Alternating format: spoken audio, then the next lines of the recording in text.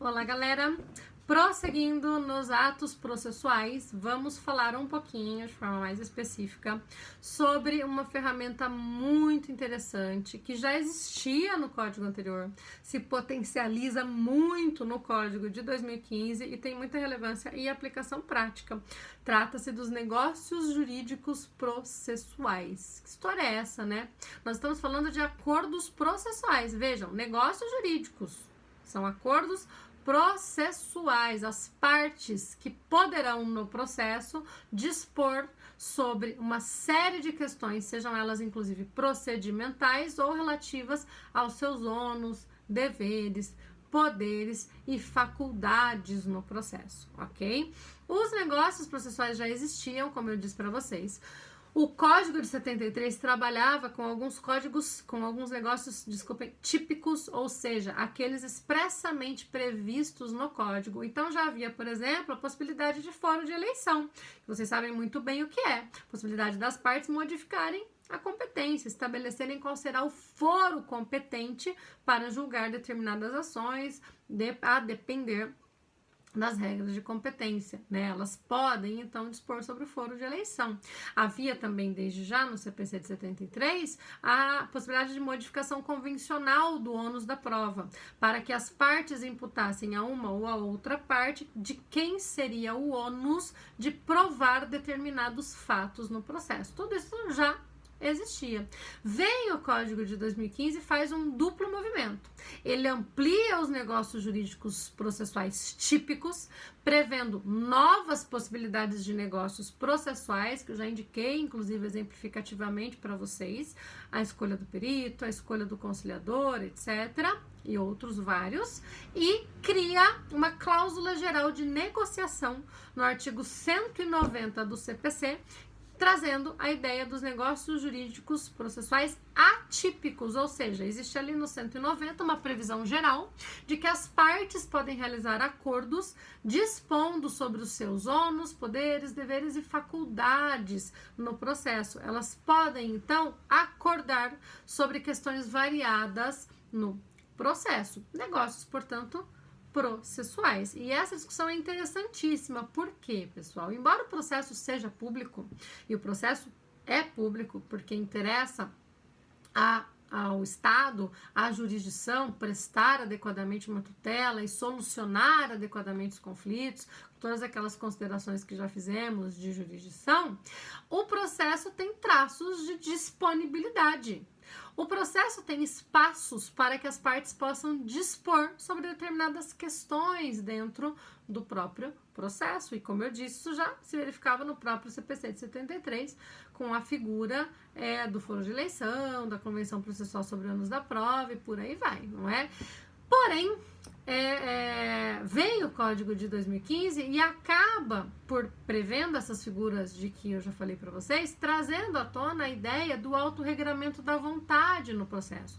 As partes podendo, então, autorregrar a sua vontade dentro do processo e dispor sobre variadas questões como aquelas que vêm previstas ali no artigo 190. Essa é a ideia de negócios jurídicos processuais. É uma forma de ato processual, é uma espécie, melhor dizendo, de ato processual por meio da qual as partes de comum acordo tomarão as rédeas do processo e do procedimento, decidirão uma série de questões, serão elas homologadas ou não pelo juiz. Alguns negócios jurídicos processuais são homologáveis pelo juiz, outros não. O próprio código vai dizer isso. Alguns dos negócios típicos previstos vão trazer expressamente a previsão de homologação do juiz. Por exemplo, a delimitação das questões de fato ou de direito, que aparece lá no artigo 357, lá no parágrafo 2º do artigo do saneamento, vai depender de homologação judicial. As partes podem delimitar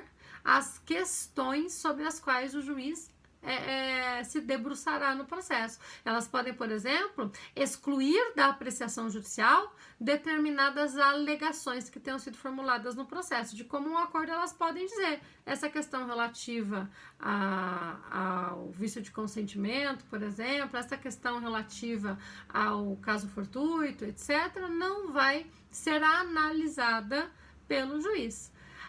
O juiz, porém, precisa homologar judicialmente essa negociação, está previsto expressamente no dispositivo. Então, nesse caso, esse negócio jurídico processual só valerá se o juiz homologá-lo. Porém, em vários outros negócios não há previsão de homologação judicial. As partes podem, por exemplo, escolher o perito. Está lá no artigo 471 do CPC. Elas podem escolher o perito que vai realizar uma prova pericial, no caso, no processo delas. O juiz não precisa homologar esse perito. Ele vai ter que concordar, vai ter que autorizar que as partes tenham indicado esse perito, que esse seja o perito do processo, mas uma grande questão é que isso não pode, por exemplo, impedir o juiz de determinar uma segunda perícia.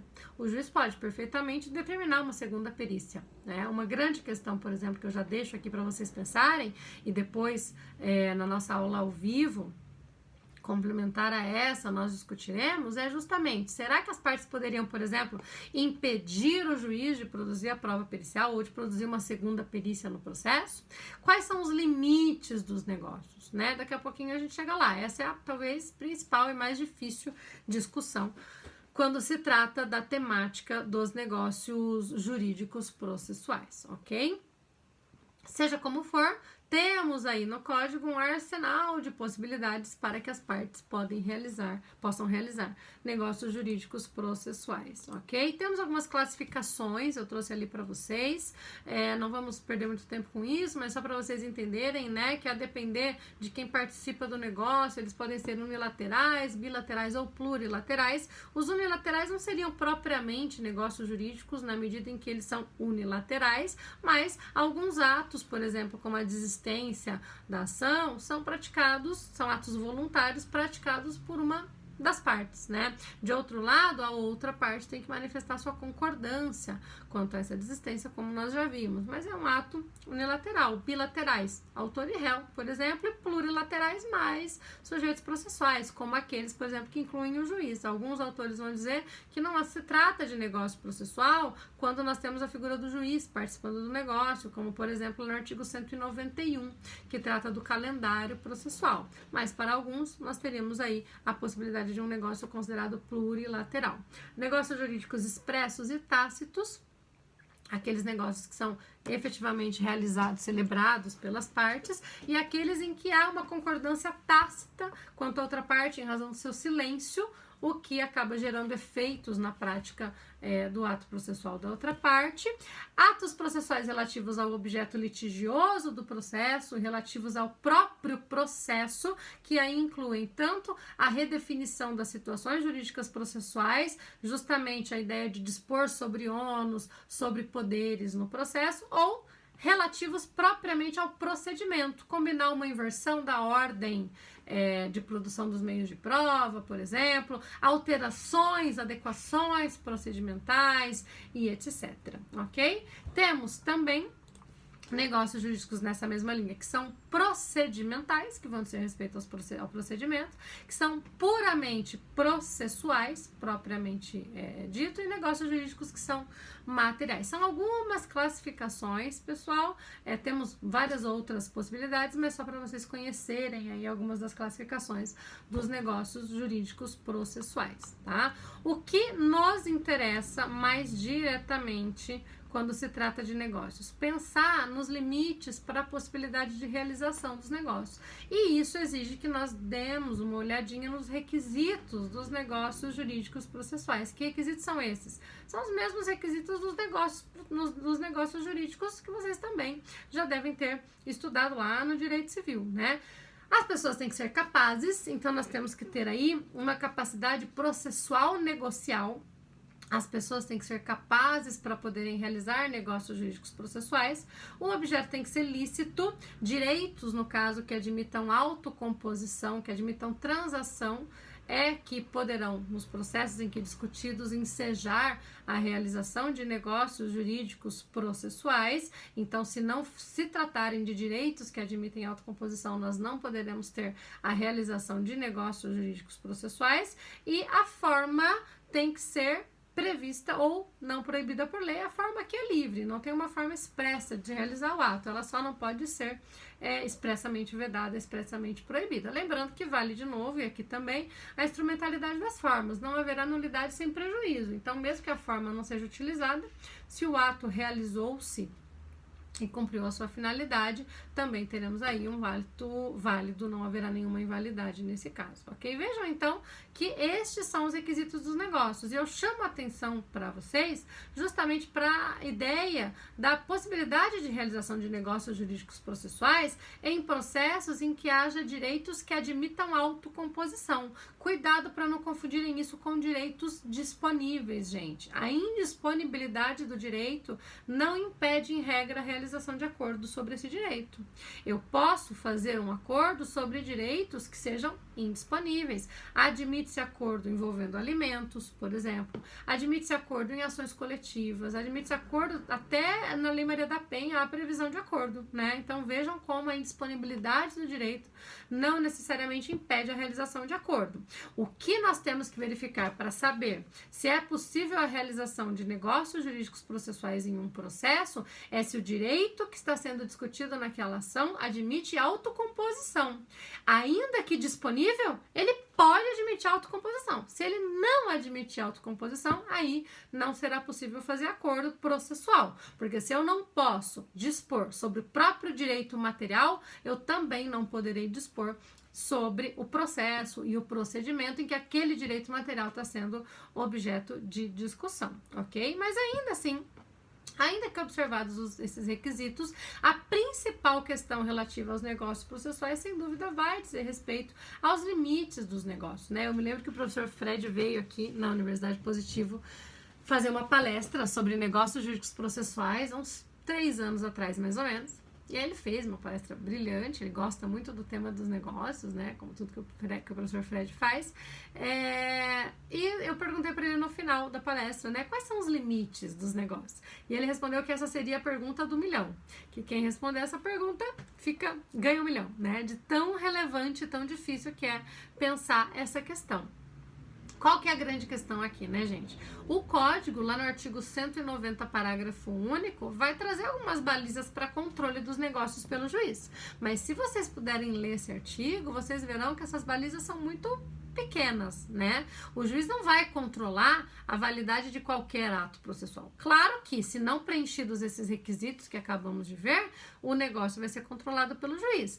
Porém, em muitos casos, o juiz não vai poder controlar a validade do negócio. A grande dúvida é, até que ponto ele não poderá controlar de fato a validade do negócio? Até que ponto ele só poderá controlar a validade do negócio quando se tratar de negócio abusivo inserido em contrato de adesão, como prevê o parágrafo único do artigo 190. Em outras situações, será que há limitação para os negócios processuais? Será que dá, por exemplo, para impedir o juiz de determinar a produção de provas de ofício pela via dos negócios? Muitos autores vão dizer que sim. O professor Talamini, do texto que vocês estão lendo, vai dizer que sim.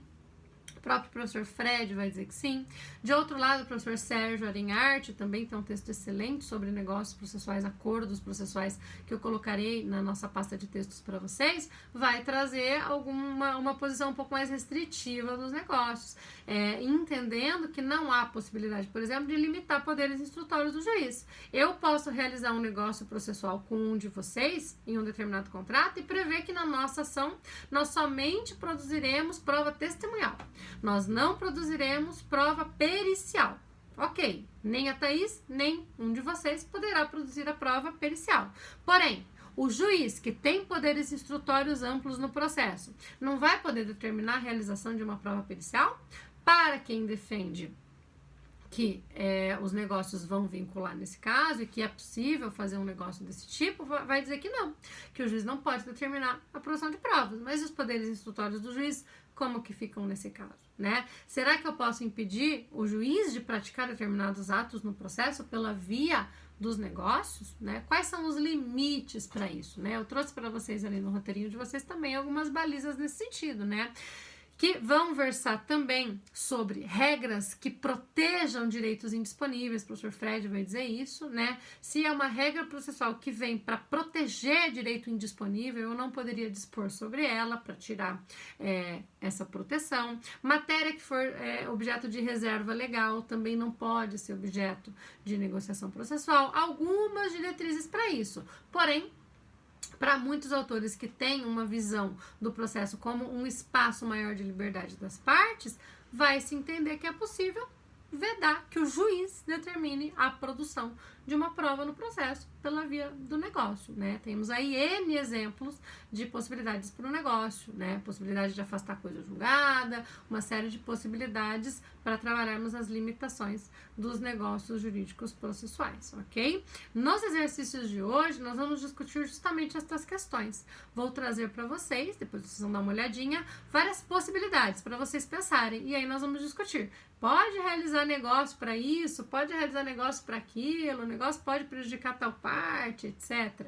E aí nós vamos discutir, justamente para vermos que balizas vamos dar para a celebração de negócios jurídicos processuais. Vejam, para terminar, que os negócios podem ser realizados no curso do processo, e quando estudarmos o saneamento, veremos que o saneamento é um momento muito adequado para que os negócios sejam realizados, mas também é possível que eles sejam pré-processuais, ou seja, ao celebrar um contrato, as partes podem estabelecer uma cláusula de negociação processual, uma ou mais, né? Cláusulas de negociação processual no próprio contrato, prevendo que em caso de processo futuro, tais e tais questões têm que ser observadas. O perito vai ser o fulano, o conciliador vai ser o ciclano, não haverá prova pericial e por aí vai, tá? Então temos negócios tanto pré-processuais como processuais. Essa também é uma questão importante, ok? E como regra, a homologação só vai existir nos casos expressamente previstos em lei, embora para alguns há determinados limites para a realização de negócios, em especial no que toca aos poderes do juiz. Eu não poderia, via negócio, mexer nos poderes do juiz, mas ainda assim isso é bem polêmico e nós discutiremos isso na sequência, ok? Deem uma olhadinha no texto. Deem uma olhadinha nos exercícios que preparei, para que daqui a pouquinho nós possamos aprofundar essas discussões, tirar as dúvidas de vocês e discutirmos aí os exercícios relativos aos negócios processuais. Até daqui a pouco, pessoal!